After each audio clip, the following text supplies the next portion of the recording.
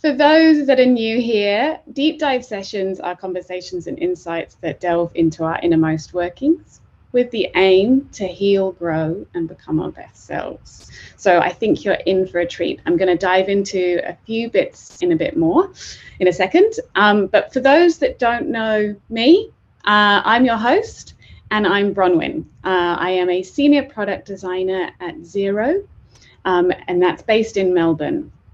So I'm also an ADPList mentor, so you can connect with me there.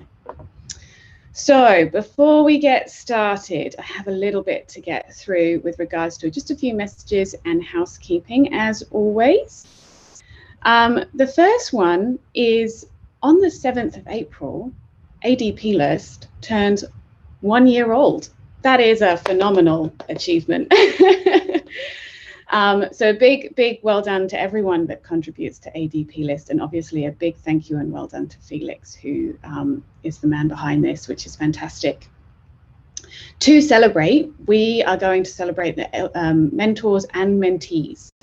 And so we would like you to take a little bit of a moment to nominate a mentor or mentee. I will share a link in a second so that you can do that. It's a Google form.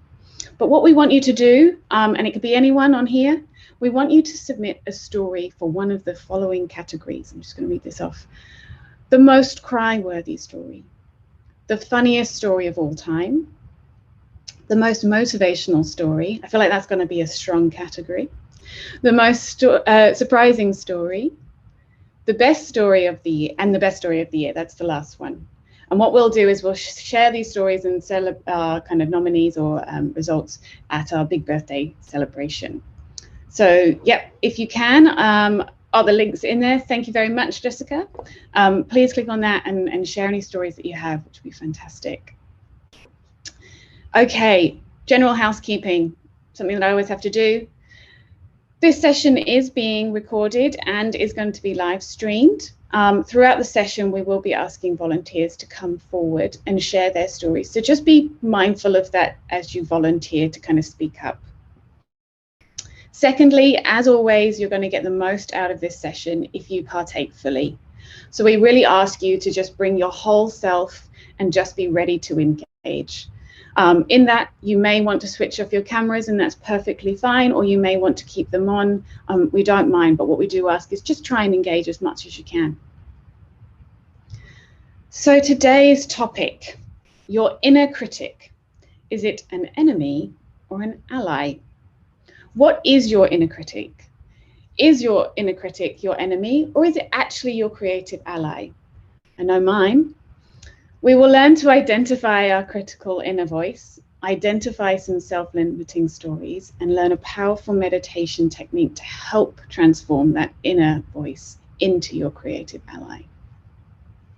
So today, as always, I am supported here with my wonderful co-host, or the main one of the show is Cami. So for those that don't know Cami is a recovering graphic designer with over 30 years of design experience and has worked for all types of organizations, from academia to agencies, from startups to international nonprofit corporations. She is now a transformational coach specifically for creatives. She's also a national speaker and an author, and she is known for having an abundance of good juju and spreading that wherever she is. Fun fact, as a Pastafarian, I hope I pronounced that correctly, for many years, Cami is also a card-carrying minister for the Church of the Flying Spaghetti Monster. She's told me this story. If you don't know about it, please Google. It is hilarious. We are also supported by Erickson Proper. Erickson is a creative director and graphic designer with over 25 years of experience, who since 2005 has been running his own studio called Propaganda. Erickson is also a transformational coach who works with creatives and the creatively curious in midlife who find themselves in a transition or at spiritual crossroads. At the intersection of creativity, spirit, oh my gosh, put my teeth in, spirituality and magic. He guides artful souls to reconnect with their embodied wisdom, awaken their inherent potential, and attain clarity with vivid results. He also has some great facts. Erickson is also an author, an avid photographer, a meditation teacher, and probably the best fact of all, an ordained practitioner with the Tibetan Buddhism. Pretty phenomenal. I think that's it from me. So I'm going to hand straight over to Cami, and we'll get stuck into today's session. Looking forward to this one. Thank you, Bronwen. Before we start, do you want to do the group photo? Oh, yes. I had that on my list and I put it right at the bottom and I didn't go through it. Yes, group photo. So maybe I'll ask Cece or Jessica if they can do the screenshots while I'm telling everybody to turn their cameras on just for this moment. Give us a big smile, a big love, yes. And we'll just screenshot these pages. And Cece, if you just give me a thumbs up when you're done, that'd be awesome. Okay, alrighty. I will do a countdown for each screen. We have 3 screens. Okay, get ready. Get your pose you want. And 3, 2, 1, cheese. Okay, keep it. We got 2 more screens. 3, 2, 1, cheese. Okay, 1 more. 3, 2, 1, cheese. All right, guys, awesome. Fab. Over to you then, Cami. Awesome. Thank you, thank you, thank you. All right. If this is your first Genius Hours deep dive, welcome. If this is not your first one, welcome back. I am so excited to be here. We were just talking before the meeting opened up about how much we love doing these things, especially me. Like the previous deep dives and what Bronwen was saying, I'll be asking for participation in the Zoom chat. So have that open and ready, along with something to write with and something to write on.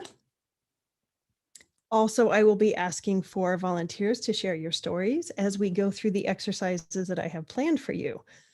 So are you ready to start? Yes, I am. All right, today, like Bronwen said, we'll be talking about inner critic. And by inner critic, I mean that constantly criticizing voice that doesn't believe that you're enough. So I'll be sharing with you some juicy sciencey background stuff, and my pal Erickson will help you engage in an amazing meditation that will also help you move your inner critic from being your enemy to an ally. So that voice that's constantly nagging and berating you for not being enough, we want to move that voice to being an advisor, which is a role your inner critic is really best suited for. So just like last time, let's get fully present. Remember, we're going to do a little bit of mindfulness. So I want you to close your eyes and take a deep breath and release your expectations for the next hour. Okay? Eyes closed. Imagine your feet rooted through the floor and into the ground, pulling in exactly what you need, just like tree roots would. Slow, deep breaths tell your body that you're safe. Listening to your breath, counting 1 on the inhale, 2 on the exhale, 3 on the inhale, counting up to 10.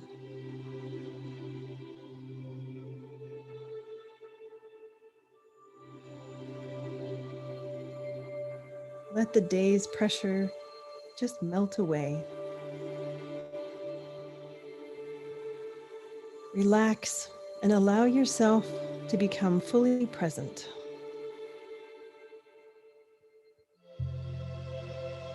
When you get to 10, keep your eyes closed and just rest for a moment.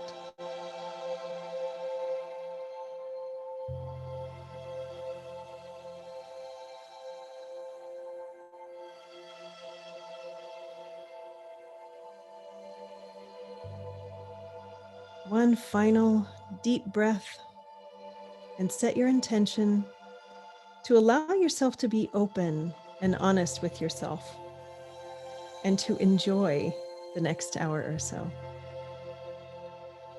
And when you're ready, open your eyes.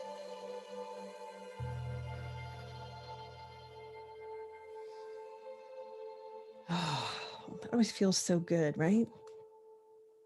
All right, let's begin. There are two quotes I'd like to share with you. The first one is from Richard Bach. He's the one who wrote Jonathan Livingston Seagull. Argue for your limitations, and sure enough, they're yours. Argue for your limitations, and sure enough, they're yours. The second quote is from Henry Ford. Whether you think you can or you think you can't, you're right.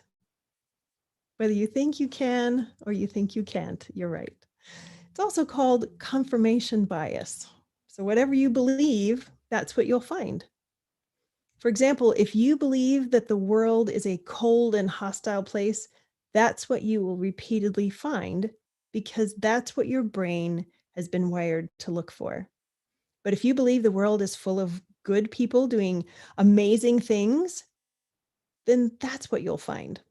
So the same thing can be said of yourself. If the story you have on repeat in your head is that you're an imposter or that you're not good enough, that confirmation is what your brain will be on the lookout for in your own life. And you'll likely to ignore the confirmations of the exact opposite, that you are enough, that you're not an imposter. So here's a good example. Me and math. Anybody who knows me, at least up until January of this year, knows that I'm bad at math. So when I was in first grade, I was 6 years old, the teacher gave us a full page of very simple math problems. And I wasn't bad at math at the time, I was just slow. Now my classmate, on the other hand, Missy, was really quick with math. And when the teacher told us the time was about up, I looked over to Missy and her page was almost full while mine had only a handful of answers. I totally panicked and I just started writing down numbers. Oh my God. So after the teacher looked at my paper, she called my mother in. Now my single mother, who usually only got called into school because of my truant and sometimes violent half-brother, did not handle this well. And she's like, "What the hell happened? What's wrong with you?" Hence my math trauma. As a side note, now I understand that because I have synesthesia, math involves so much more for me than just adding numbers together. For me, the figure is not just a quantity, but it's a color, it's a texture, it's a body part, it's a personality, and it's sometimes even the numbers have corresponding letters. So adding numbers to me is kind of like trying to read aloud plaid. It just makes no sense.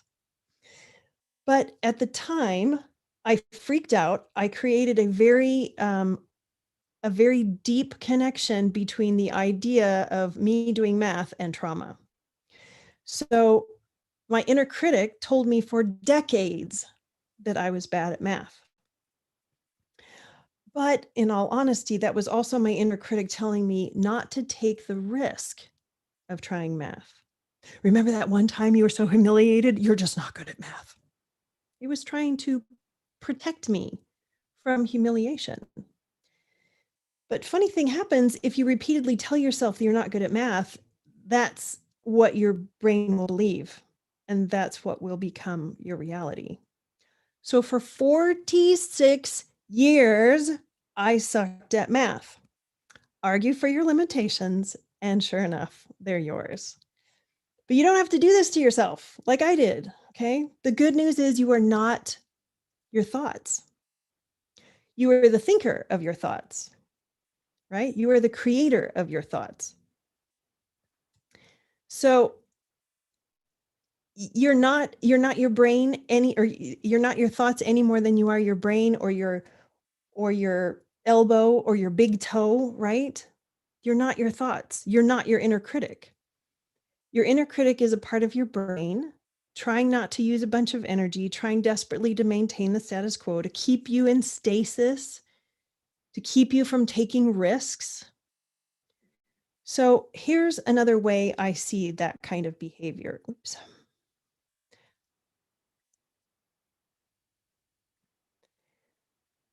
So this is how I picture this. You have the thought, okay? That creates the emotion that drives the behavior that creates your current situation. How you, and please take a screenshot of this if this is useful to you, okay?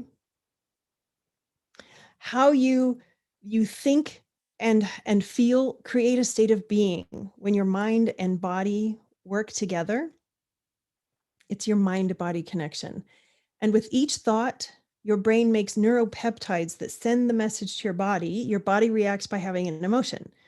Your brain notices the emotion, generates another thought matched to the emotion, and thus you've got a little feedback loop started. So if you have the same thoughts, you'll have the same emotions, you'll make the same choices, create the same behaviors, and have the same experiences in the same situations. So if you're having difficulties making or sustaining change in your life, you can't just change the situation and expect it to be different. You have to start with you and your thoughts.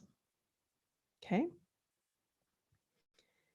So that having been said, what negative thoughts and emotions are you telling yourself on a regular basis? What kind of bullshit are you listening to from that critical, nagging, awful inner voice? Okay. Let's find out. Now, a negative current story, let's define that. A negative current story that you're telling yourself usually starts with things like, I can't, I'm not, I never, I shouldn't, I should, I wish, I always. Or sometimes these thoughts include the word enough. I'm not good enough. I'm not smart enough. I'm not old enough. I'm not young enough. Okay. It focuses on what you don't have. It focuses on scarcity. Okay. So grab your paper and start writing as many current stories as come to mind, but leave lots and lots of space in between them because you're going to be doing more writing that has to do with each one of those. So try to write down at least 3 that come to mind, and that can be like, I suck at math. I'll never learn how to be, or I'll never win awards with my designs, or whatever your current stories are. I'll never be beautiful enough. I'll never be smart enough. I'll never be thin enough. I hate those stories. You should hate them too. I hope you're tired of hearing them. Bronwen, I'm going to put you on the spot here. First of all, I'm going to set my timer. If I can find my phone. There we go. I'm going to set my timer for 2 minutes while everybody writes, but I want to put you on the spot and say, what are some current stories that you are telling yourself? Yeah.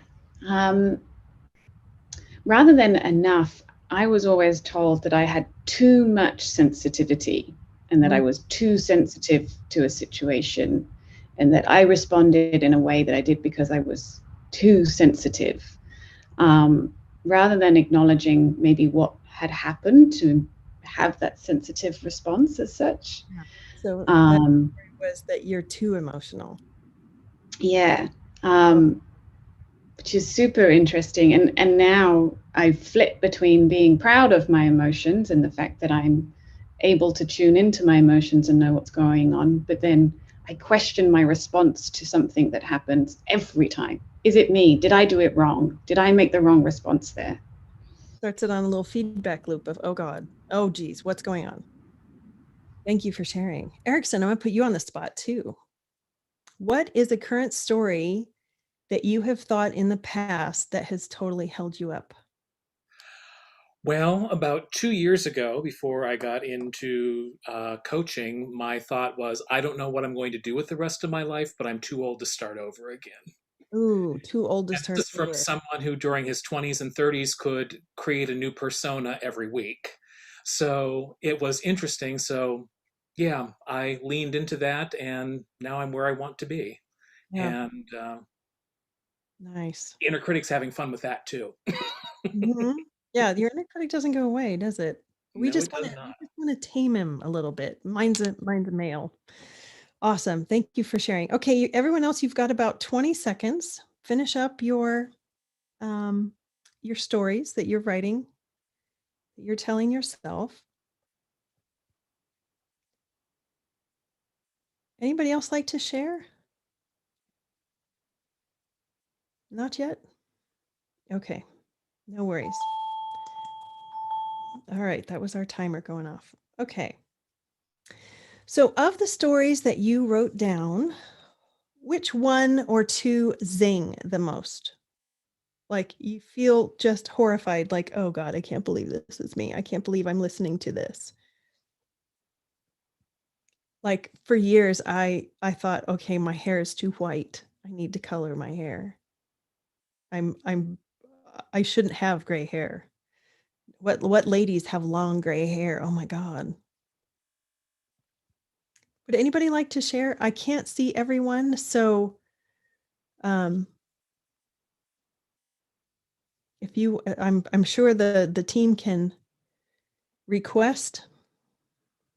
Oh, thank you, Sheila. I will never find my dream career when I look forward to waking up every day doing it for the rest of my life. Oh, that's hard. I'll never find my dream career. Yeah, that's a big negative story, right? I have Polly who said that maybe she'll also have a go if she's happy to unmute. So I'm going to give it a go. Okay, thank you. I was like, I can unmute. All right, I want to share. And Carmi, it's so interesting because I was born and raised in China. You said your hair was too white. My hair was like too brown because for Chinese people, most people have like black hair. So my hair was like so brown. I always wanted to dye my hair. I was like, I look different. I don't want it to be. And also, since I moved here 4 years ago from China, so I had so many doubts about my language, my culture, like I was just like worried about I would never be fluent in English. But here I am, not fluent yet, but I I can made understand progress. just fine. Yeah, and I was always put the thoughts on myself, say I would never adapt to the American culture, but here I am. I understand most of the people and I'm looking for mentors, communicating with people, doing public speaking, doing design Wonderful. challenge and more. So I think there are more we can try on, but the thing is like we put too much limitation and constraint to ourselves. Yeah. Thank you. Thank you for sharing, Polly. There's some great ones in the chat too. I'll never be able to get a job in the next few months. I suck at making design decisions and will wreck the product I'm working on. I'm very lazy and not smart enough. I overthink too much. I think I'm a useless cook. Oh, bless your heart. I suck at expressing my emotions. Even if I try, I'll be misunderstood. I'm too slow. I don't have talent. I'm not masculine enough. Oh God, my heart bleeds for you, Alistair. I don't want to be able to get a job where I can show my passion and skills. Yeah. So this is your inner critic talking. These are heartbreaking, right? Painful. Yes. Yeah. And I agree. They're very painful. So under what you are, the ones that zing, I want you to circle those. Those are going to be the ones that we're going to be working on today, like one or two, the ones that are the most painful to you. I want you to answer this question. The question is, what is believing this story costing you? What is believing this story costing you? Is it costing you your freedom, opportunities, your time, your sanity? For my math example, believing the story that I sucked at math prevented me from improving at math ever. So I have like a first or second grade math level in my head, but in actuality, I'm really good at math, just slow. Yeah. So it's costing you, yeah, confidence, stress, anxiety. Yeah.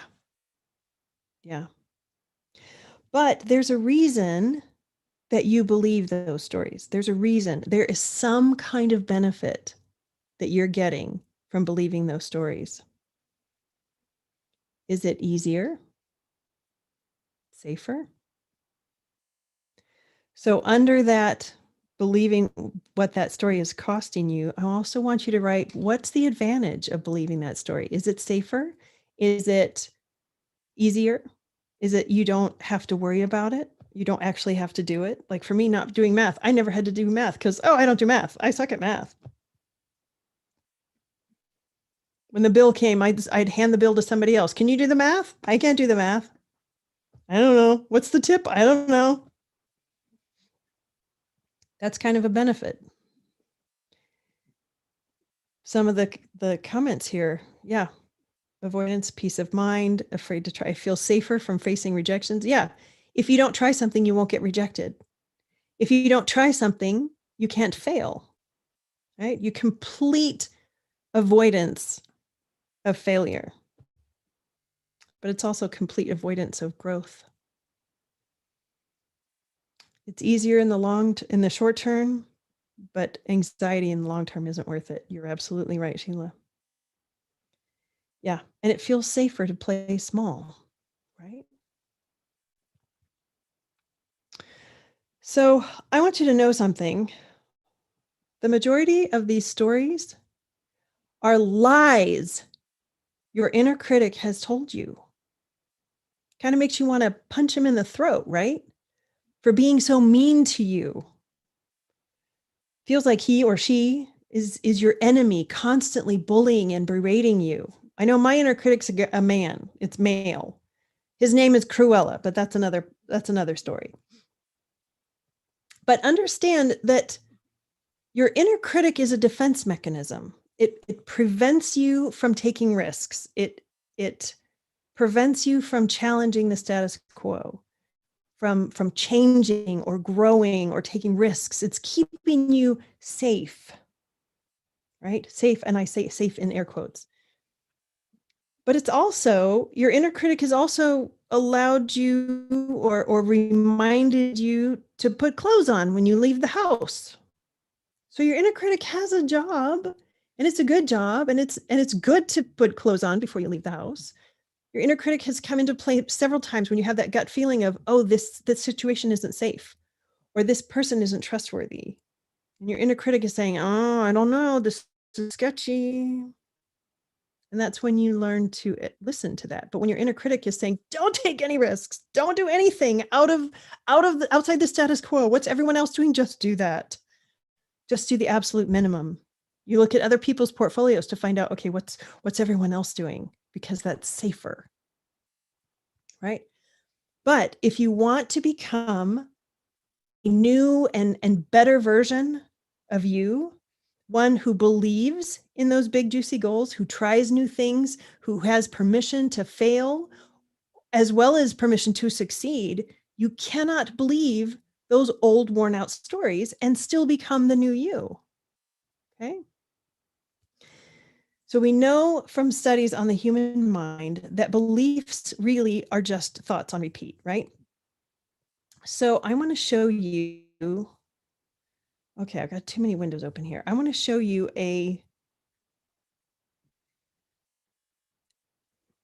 okay, why isn't that, hang on, sorry guys. There we go, the button was off the screen. I'm going to show you this video. This is a time lapse of neurons. And I want you to watch this area right here and this area right here. So this is like a new thought or new memory. This is this is over 100 hours worth of repeated thought. So this is somebody learning a new task. And you can see where these neurons are getting really, really thick. And watch this space right in here in between these two big ones. So what happens is your brain starts these neural pathways as single neurons, single bits of neurotransmitters. And over time, they get strengthened and strengthened and then streamlined. This here too, this is like a super highway. Oops. So what's happening here is our brains are physically wired to resist change. Okay, they're built to use the least amount of energy to perform tasks. That's why when you first learned how to drive a car or ride a bike, your brain was completely lit up, making all kinds of new neural connections. And you had to focus on your surroundings, your feet and your hands and your eyes. It was hard. And now you can probably think about 12 other things as you go along. And sometimes you have no recollection of how you actually got to your destination. That's because these thought patterns have become so efficient. They're now like superhighways. The same thing happens with repeated negative thoughts. They become so set, you don't even notice that they're happening. They've moved to autopilot. So that's what we want to do, is move those thoughts from subconscious to conscious and from autopilot to, no, I'm in charge now.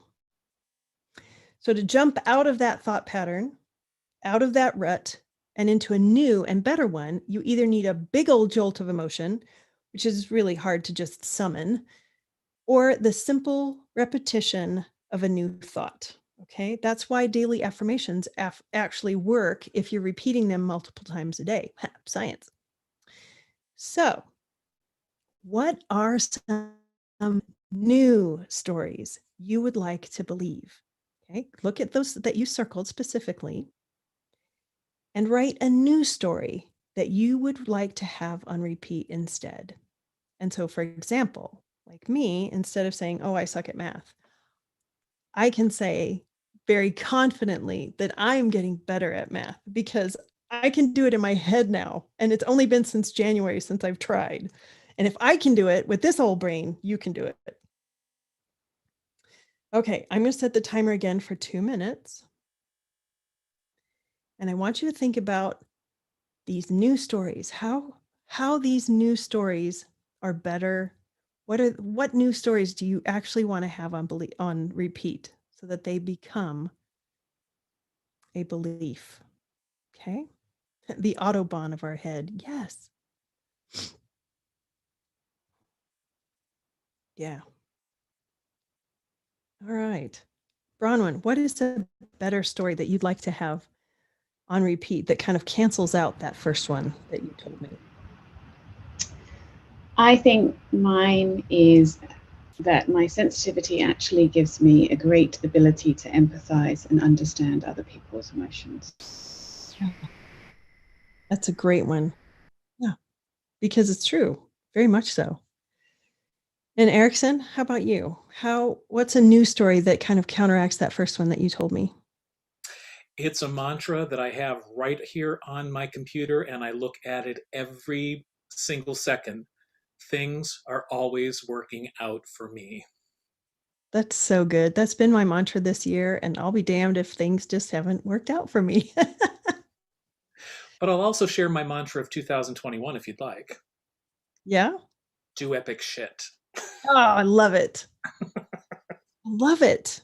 When you're constantly being fed that information of do epic shit, or things are always working out for me, or my emotions are my superpower, that your brain's like, oh, okay, that's the new reality. Perfect. And it floods your entire body with the chemicals to make that true. All right, we've got just another, 10 seconds or so. So finish up those new stories.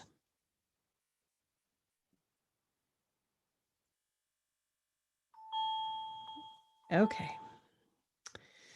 All right. So under that, I want you to write, how is that new story better? How is that new story that you want to have on repeat? How is it better?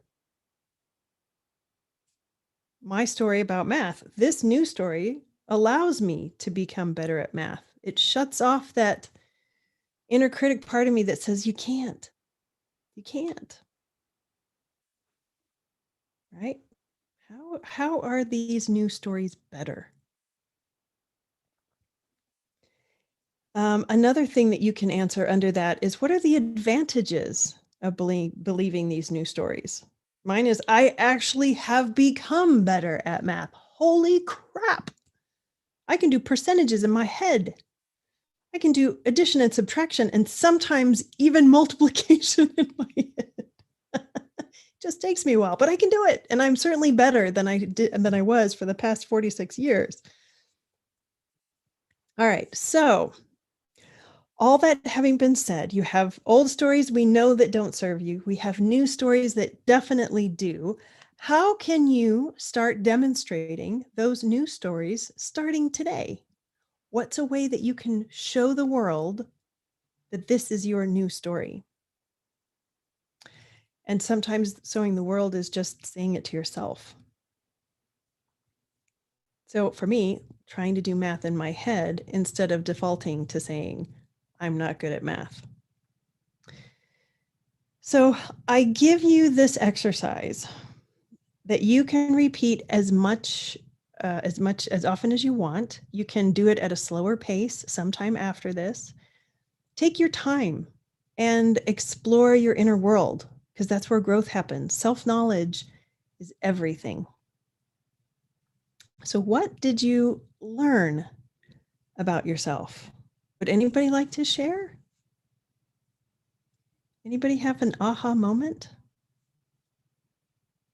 Polly says, I'm always having a growth mindset. I'm not there yet, but I can try. Wonderful. A great way to do that is, I'm not good at math yet. Include yet. That means I'm working on it. I'm getting there. Anybody else like to share?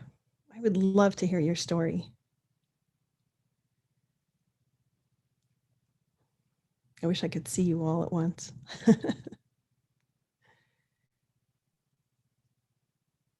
No? I belong here. Thank you, Sheila. That's beautiful. I belong here. Like last month when Sonia said, you're never in a room you don't belong. Grace says, I still have a lot to learn, but I have the potential to keep growing and learning. Absolutely. Wonderful, wonderful. Okay. So the crucial thing to realize is that your inner critic is an integral part of you.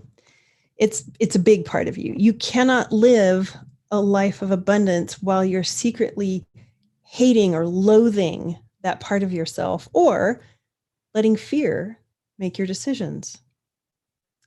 So I want you to start, when you hear your inner critic's voice, when you hear yourself saying, I can't, I shouldn't, I'll never, stop that thought right there. Tell your inner critic, thank you. Thank you for the input. Send him or her love and compassion. The poor thing is terrified. That part of you is terrified. But make it clear in no uncertain terms that they're no longer in the driver's seat, because you're not letting fear drive your life. They're in a special and cozy, specially designed passenger seat with a fancy new title, name tag of advisor. You can promise to listen to your advisor. Thank you, inner critic, for reminding me to put clothes on when I leave the house this morning. Or thank you for reminding me that I am taking a risk in this class that I'm signing up for, that I could fail this class, but I'm going to take the risk. Thank you for your input, right? So promise that you'll listen to your advisor, but now it's up to you to do whatever you want to do with that advice given to you. You can choose to act on it or to not act on it, right? So to help you with that relationship with your inner critic, my wonderful pal Erickson, he and I both went through an amazing 100-day coaching program with our mentor, Peleg Top. Erickson, what can you tell us about this amazing meditation that you're going to guide us through today? Well, what I would like to say is that this is a way of sneakily reprogramming your inner critic.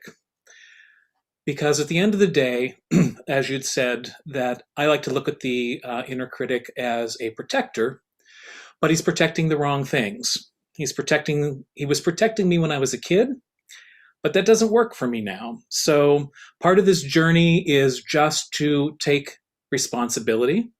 And with responsibility, that for me, that means the ability to respond as opposed to react. And that was the journey with my inner critic, is when the voice was strong, I would react instead of just taking a pause, taking a deep breath, and then choosing the way that I wanted to respond to the input that I was getting. Because as we're adults and as we're growing and we're expanding, we don't have to believe the messages. And once we see these patterns for what they are, we can step into healing and freedom. Wonderful. And the other thing about this, the guided meditation journey, is to connect us back to that part of us that the inner critic is protecting, that really yearns for a deeper love and an acknowledgement. And even for the inner critic, to give him an acknowledgement for the job he's been doing to protect us all of these years. Wonderful. Oh, Erickson, I can't wait to do this meditation again. I've done it once before and it's fabulous. If you've never meditated before, this is the time to try it. Just close your eyes and try it out. Let your inner critic, shush your inner critic, and say, you know what? We're gonna turn the camera off and we're just gonna experience this. There we go. So if you're ready, I take it everyone is in a comfortable position. If not, take a moment, just get comfortable, either in a meditation posture or comfortably in your chair. Keep your spine straight, and when you're ready, close your eyes. And you can bring your tongue to the roof of your mouth at the place where the teeth meet the gums. And let your breathing become stable and regular. And next we release the tension of the body. Let your body sink into the earth, as if though you're growing roots from the bottom of your feet or where you touch the ground. It gives you stability and grounds your energy. And slowly breathe in and breathe out. In taking this posture, we align with our natural dignity and our basic sanity. Throughout this guided meditation, I would like you to bring all of your senses into play. Work with your imagination. The more powerfully you engage, the more powerful the effect. Regardless of your skill in visualization, be comfortable with where you are. Connect with what is available to you. For intention is everything. And from this state of open groundedness, I invite you to visualize in front of you, at a comfortable distance, a copy of yourself without distinct features, like a glass vessel with head, torso, arms, and legs. And within this container, see that your transparent external critic body is completely filled with all the things the inner critic has to say. You can imagine it like a milky substance, oil, smoke, green slime, words, glitter, whatever your imagination produces and resonates with you. And whatever you choose, this is all of your internal negativity, the discouraging thoughts, the empty feelings, the instinctual drives, everything that holds you back. Just for a moment, witness it in motion without judgment. See how it moves, shifts, changes color, dances, swirls, whatever it does.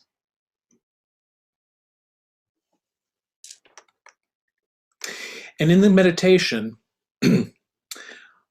when we bring forth this out of the critic body, I'm going to call it the negativity stream. And now, while holding that image in front of you, feel your actual body in space.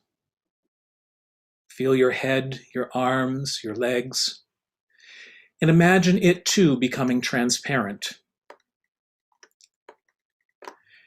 And as we proceed, I will invite you to imagine a beautiful jewel or gemstone in your heart, your head, and your stomach. Following that, you will begin a transformational flow towards your head, heart, and body centers. Knowing that this in no way can hurt you, this is a completely safe healing method, and you will be instructed how to take and breathe and work with this energy. With the in-breath, imagine that the negativity stream from inside your external critic body is coming towards the jewel in one of the centers.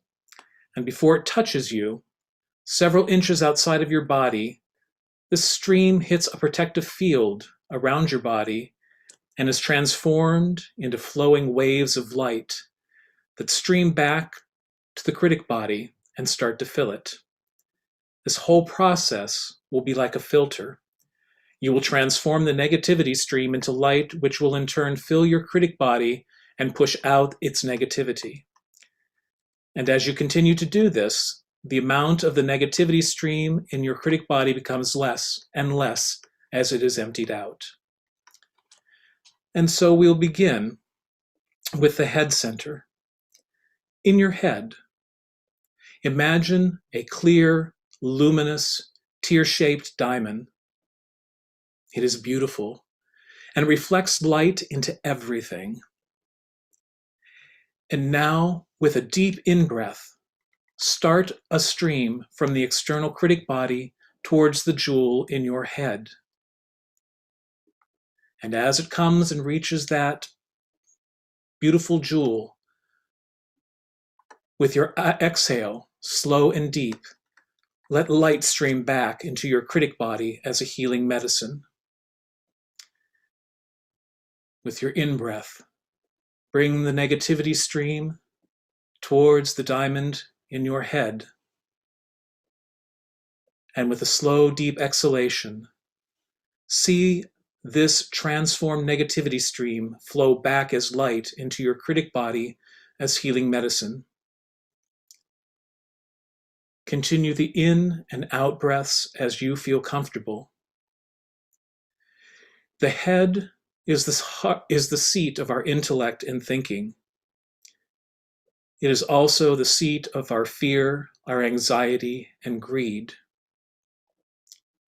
As you breathe in, know that your needs are not a problem, that you are safe, and that you will always be taken care of. Continue with your in-breath. And with our last exhale, with our head center, look towards the inner critic body and see how the top third has been emptied of the negativity stream and now is clear and transparent space. And now we move into our heart center. And there, imagine a beautiful red, sphere-shaped ruby. It too is very beautiful and reflects red light back into everything. And with your first deep in-breath, again, start the stream of negativity from the external critic body towards the ruby red jewel in your heart. And with your slow, deep exhalation, see light stream back into your critic body as a healing medicine. Continue the in and out breath. Our heart is the seat of our emotions and our feelings. It is also the place where our shame, guilt, and envy reside. As you breathe in and the negativity stream is transformed into healing medicine, and the white light waves go back into the inner critic body, know that you are wanted. You are loved for being you, and you are seen for who you are. Breathe back in again, bringing that final stream of negativity into the heart center. And with our last exhale in the center, look back and see that 2/3 now of the critic body has been emptied of the negativity, and now is filled with transparent and luminous light. And now we move into the last center, the body center. In your stomach, imagine a beautiful deep blue cubed shaped sapphire. It too is beautiful and reflects light into everything. And with our first in-breath, again start the stream from the critic body towards the sapphire in your stomach. Feel the stream as it touches and is transformed with crackles and pops and light. And with your out-breath, see the light stream back into the critic body as a healing medicine. Breathe in again, bringing in the negativity stream, and breathing back out, light as healing medicine. Our body is the seat of our intuition and instinct. It also houses our anger, our desire, and our laziness.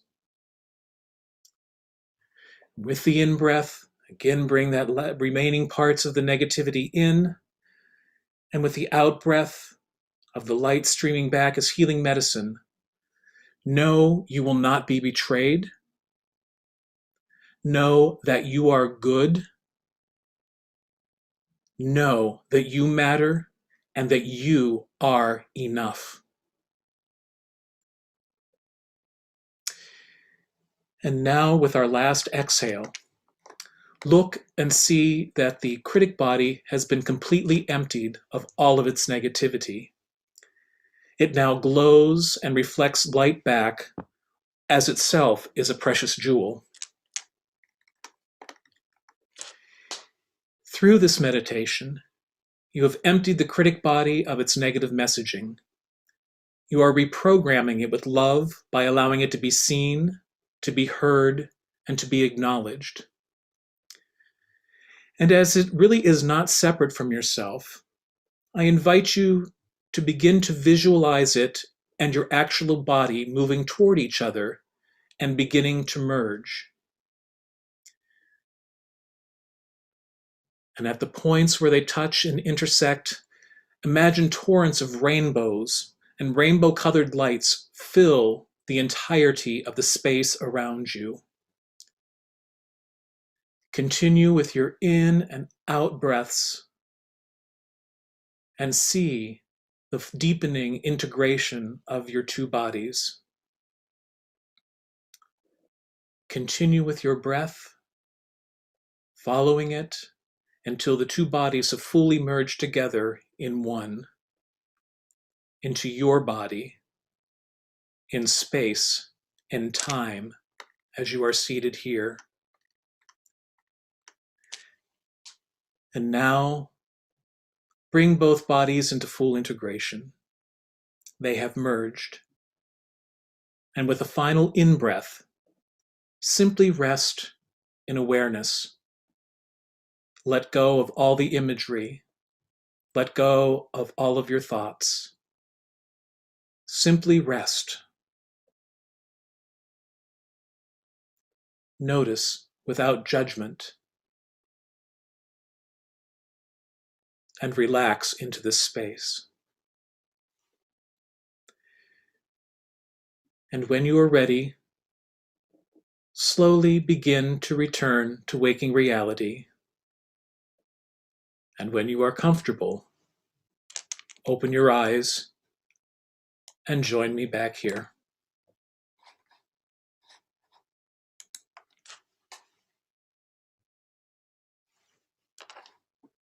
Thank you. That was amazing. Oh, I don't know about you guys, but I feel so good now. So what did you learn about yourself? You can put it in the chat. You can request to be unmuted. What did you learn? What did you experience? How'd it go? I'd love to hear from you. Get some hearts showing up. Those are cute. Nice. All right. Brianne is asked to be unmuted. Polly said I felt like it was floating. Oh, sorry, that was Bronwen. Visualizing the second version of myself made me realize that everything that I'm freaking out about is like just myself overthinking. Like no one else is thinking those things about me. Wonderful. How do you feel now? Just more self-aware. Beautiful. Thank you for sharing, Brianne. That was lovely. Anyone else like to share? This is a safe space. All right. Malini said she'll share.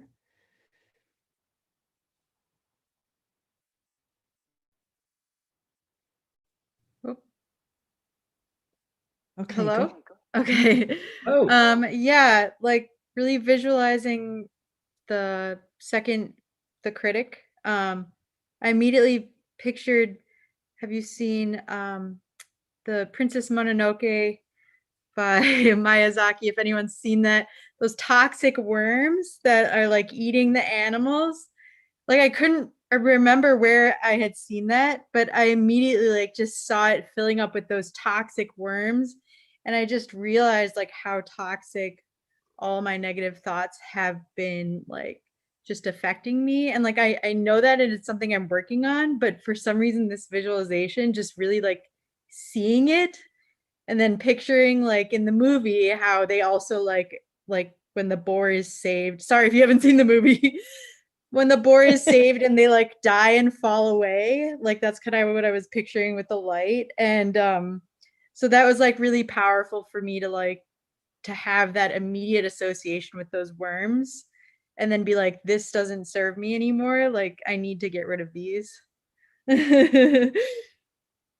Yes. Oh, beautiful. And Malini, how do you feel now? I love the association or the idea of making your critic someone that's like your friend, because I know in a lot of other philosophies or like experiences when people talk about this, it's like trying to mute your critic. And so I really liked the like rejoining of this like purified critic, and not even thinking of it as a critic anymore. Like you've purified it, it's part of you. Don't try and mute it, try and like join it with yourself in a healthy way. And so I feel like that's a great step forward. So I feel great. Thank you. Awesome. Great. Thank you for sharing. Thank you. Anybody else want to share? We have just a little bit of time. I know it feels scary to share, but everyone else is feeling something similar to you.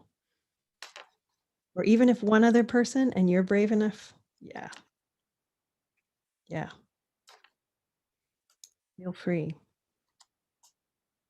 Even if it's an ADP staff person, you can share too. And I just wanted to make a quick note, Cami, if I may, is that this meditation is simply a platform. And I've used it. It's like you can use this meditation of breathing into the centers. Like the other day, I was sitting down doing something and I had an inner critic attack when I was working. You can simply make it so that you breathe it in 3 breaths to help recenter yourself while you're sitting at your desk. Oh, nice. And also, that's great.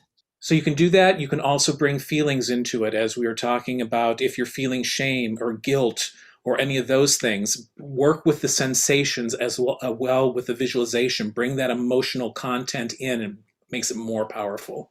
Wonderful.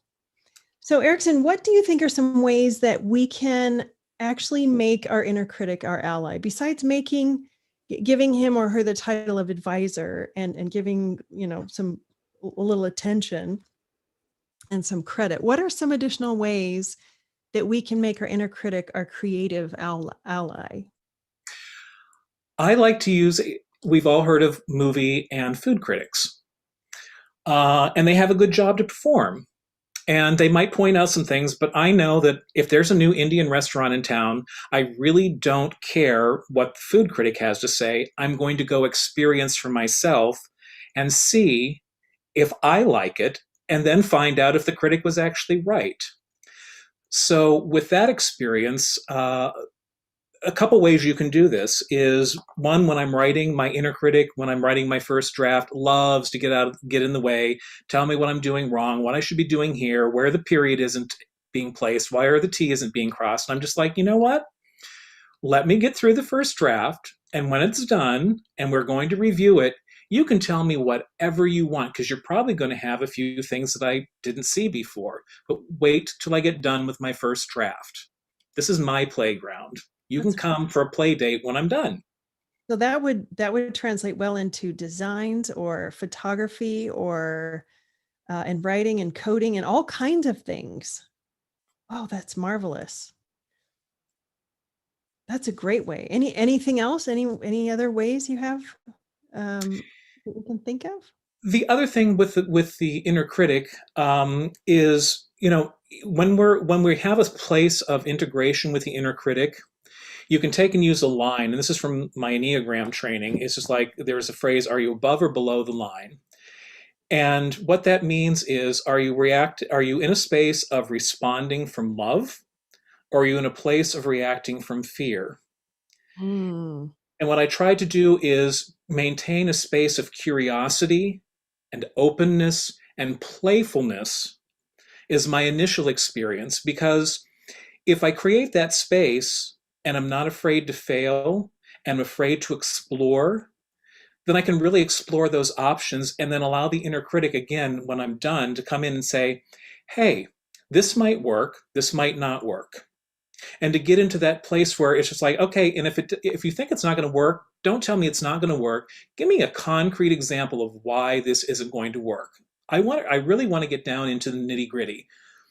I just don't want something surface from you. So if you're going to sit here and advise me, you'd better be up to the task. Otherwise, have your seat on the board, you're going to be paid, and we don't have to worry about it. Oh, I love that. Give them a seat at the table, just not the head of the table. Exactly. Yeah. My inner critic and I, through the process of healing, instead of driving, became a passenger. And on the days when my inner critic was screaming, he got thrown in the trunk. And yes, my bus has a trunk, but I made sure that my inner critic understood, you're not driving anymore. You're not driving anymore. I am. And if you're uncomfortable with that, close your eyes. I'll come get you if I need you, I promise. Oh, awesome. All right, everyone, pat yourselves on the back. You have made loads of progress today. Thank you for joining us. Thank you for diving deep. Thank you, Erickson, for teaching us this amazing meditation tool and for teaching us this technique that helps us heal our inner critic and make it our ally. Thank you, Bronwen, for hosting, and thank you everyone on the ADPList team for making this happen and for building this community that we can all now call home. So big hug, big bucket of doo-doo to everyone. Thank you. And of course, I will stick around until the last question is answered. So now is a great time to put questions in the chat.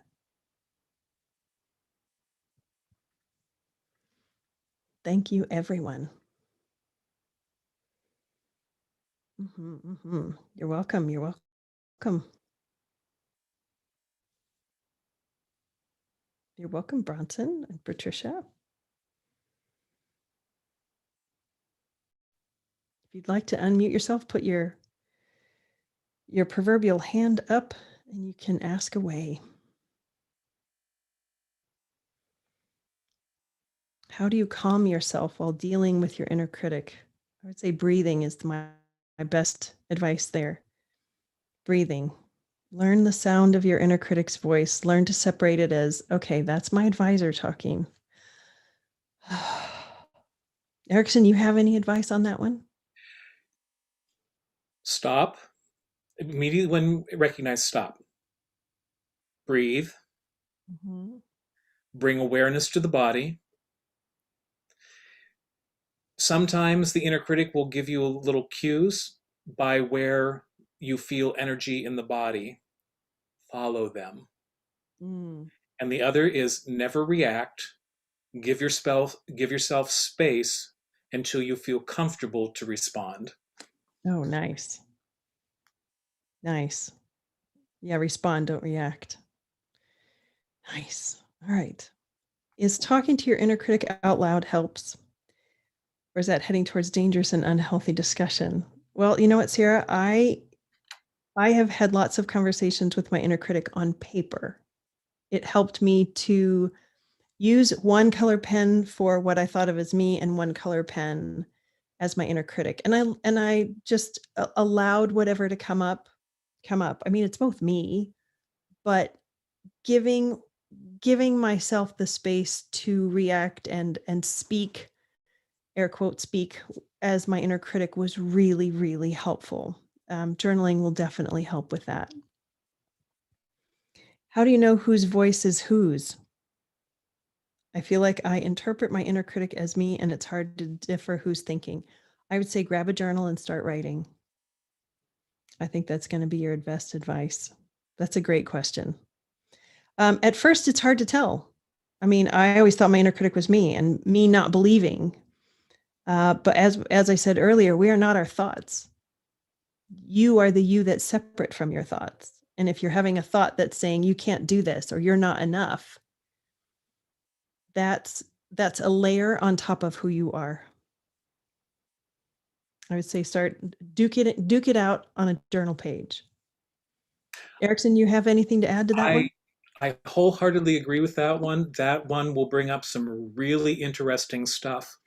But as to with the other comment about talking to your inner critic, I have what our mentor Pele called an inner critic attack the other day, where the inner critic's voice became so powerful that I was almost immobilized by it. So we had a thorough dressing down, and we didn't have a dialogue, we had a monologue. And I was empathetic, but I needed to take my seat back at the table, and I was shoved away by my inner critic. So in no uncertain terms, I let him know that the table was not his to have. And this is how the rest of the day was going to go down, because I was not going to waste a day giving in to his fear, lies, and cajoling. And we came to a very quick understanding. That sounds very powerful. I will add to that does take a little bit of practice. That's kind of running the marathon. You might not be able to do that on the first day, but if you've been doing this for 3 months, talking to your inner critic, wrestling back the steering wheel away from your inner critic, it is very possible, it's very likely. So the more you keep doing it, the easier it is. Let's see, most of my internal monologue comes from my assumption of what I feel my parents think of me. Brain dumping everything onto paper sounds like it would help so much. Yes, Brienne, yes. And feel free to schedule time. Erickson's a coach. Feel free to schedule time with him. I'm available through ADPList. And I think I should have some openings up through the end of May. So do schedule time with me. Why not? This is the kind of stuff, this is my sweet spot. I'm a graphic designer. I'm a recovering graphic designer, but this is my sweet spot. All right, any other questions? I would say too, as we're creatives, pull out some crayons, pull out some pastels, pull out whatever medium you want to express, and have journal, meet your inner critic on paper in another way. Draw your inner critic. Draw what you're feeling with your inner critic driving. Great idea. I didn't even think about that. Yeah, close your eyes with no idea of what the end result is going to look like, and just start coloring. I use crayons almost every day. I love them. They even smell good. Do you have any tips on how to train your inner critic to be more empathetic at the same time straightforward without being too much of a savage toward yourself? Start journaling. Yeah. Yeah, your inner critic. Think about it. If you're in a conversation with someone and you keep saying the same thing and you don't feel like you're being heard, you start getting louder, you start screaming, you start stomping. This happens. This has to be this way. This has to be this way. That's how your inner critic feels. That's how the part of you that is your inner critic feels when it's operating from fear and doesn't feel like it's being heard. So acknowledge what it is you hear your inner critic saying. Yeah. All right. Any other questions? No? Guys, it's been wonderful. Thank you all for coming. I'm so glad that you came today. Find me on LinkedIn. Yep. ADPList. Awesome. Thank you. Thank you. Have a wonderful rest of your day, evening, morning, whatever. And I will see you next month. Last Wednesday of the month.